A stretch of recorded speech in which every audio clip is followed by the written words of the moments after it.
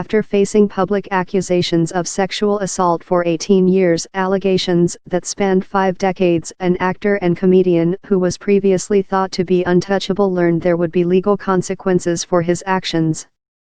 And with that verdict, a message was sent to survivors across the nation: justice, even when the deck is stacked against you, even when you've been belittled, discredited, and ignored for years, is still possible.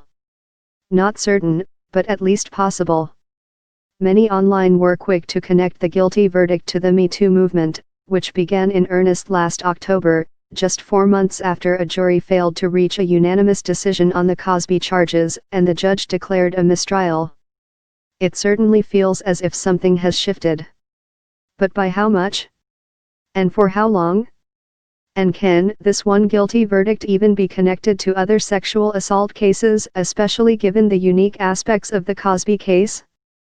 For example, Cosby had already essentially admitted to all of the elements of the crimes for which he was standing trial. In a 2005 deposition, Cosby said he had given Benadryl pills to Constand without telling her what they were, and had digitally penetrated her and sucked on her breast, though he maintained the encounter was consensual. Kristen Hauser, Chief Public Affairs Officer at the National Sexual Violence Resource Center, cautioned against drawing a direct line between Me2 and this or any verdict. "It's not like Me2 brought the verdict, and the verdict's gonna buoy Me2," she said. "Those jurors arrived at the verdict based on the legal instructions they were given to interpret the evidence they were shown. You're dealing with a pathological liar," members of the jury, Cosby lawyer Tom Mesereau declared during the defense's closing argument. "You are." The defense returned to a decades-old playbook, but this time the results were new.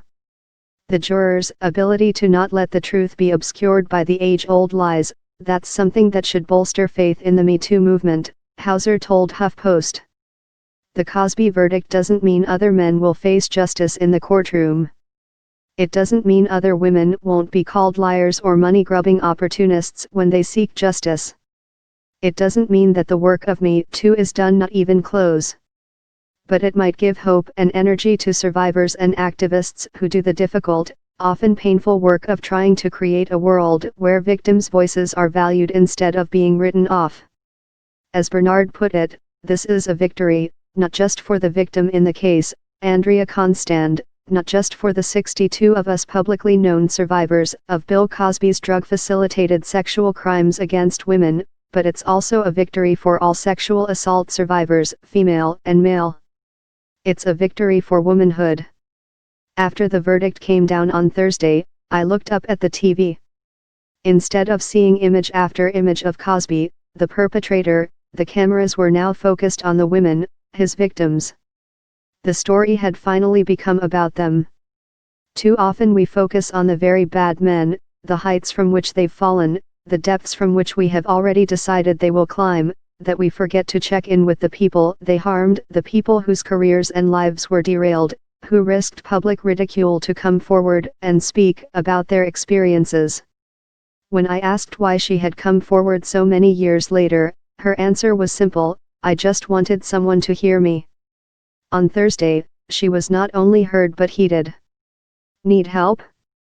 Visit RAINN's National Sexual Assault Online Hotline or the National Sexual Violence Resource Center's website.